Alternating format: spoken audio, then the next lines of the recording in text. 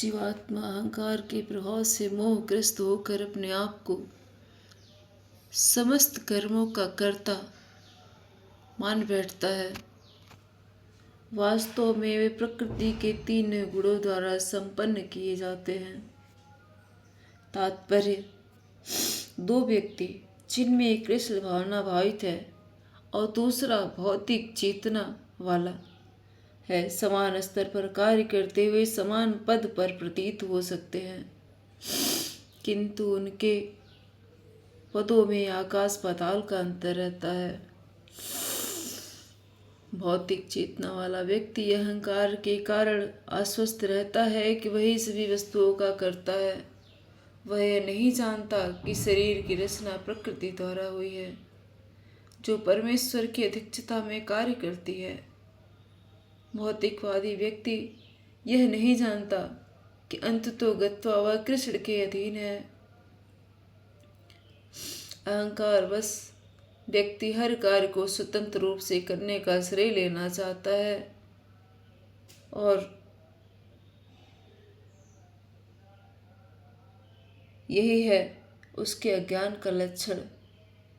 उसे अज्ञात नहीं कि उसके इस स्थूल तथा सूक्ष्म शरीर की रचना प्रकृति द्वारा भगवान की अध्यक्षता में की गई है। अतः उसके सारे शारीरिक या मानसिक कार्य कृष्ण भावनामृत में रहकर कृष्ण की सेवा में तत्पर होने चाहिए।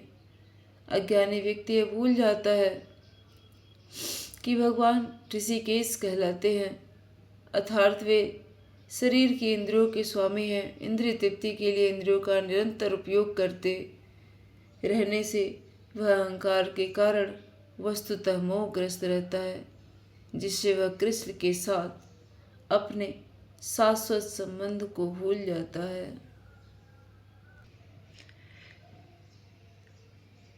तत्त्ववितु महाबहो गुण कर्म विभाग्यो गुणागुणेषु वर्तत इति मत्वा न सज्जते। तत्वित परम सत्य को जानने वाला, तू मतलब केवल महाबाहो, हे विशाल भुजाओं वाले, गुण कर्म भौतिक प्रभाव के अंतर्गत कर्म के विभाग्यो भेद के गुणा इंद्रिया गुणेषु इंद्रिय तृप्ति में वर्ते तत्पर रहती है।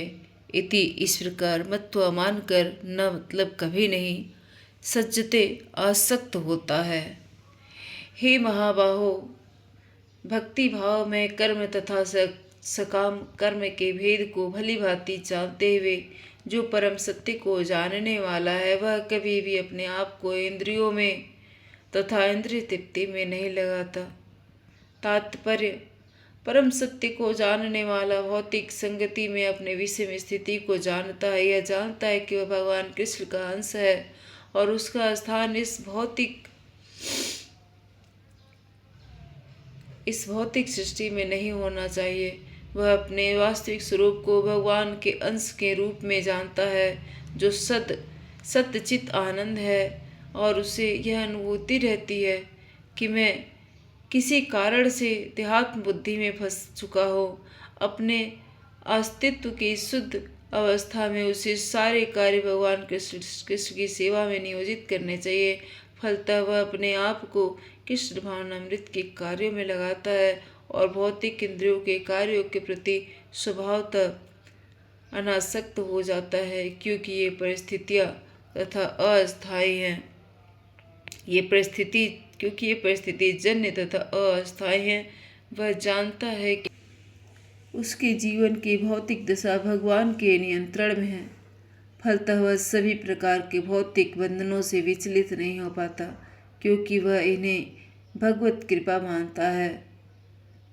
श्रीमद् भागवत के अनुसार जो व्यक्ति परम सत्य को ब्रह्म, परमात्मा तथा श्री भगवान इन 3 विभिन्न रूपों में जानता है, वह तत्त्ववित्त कहलाता है, क्योंकि वह परमेश्वर के साथ अपने वास्तविक संबंध को भी जानता है। प्रकृते गुण समूढ़ा सज्जन्ते गुण कर्मेषु तान् कृत्स विदो मंदान कृत स्त्रीवित विचालिते। प्रकृति मतलब प्रकृति के गुण मतलब होता है गुणों से समुड़ा मतलब भौतिक पहचान से बेवकूफ बने हुए। सज्जनते मतलब लग जाते हैं।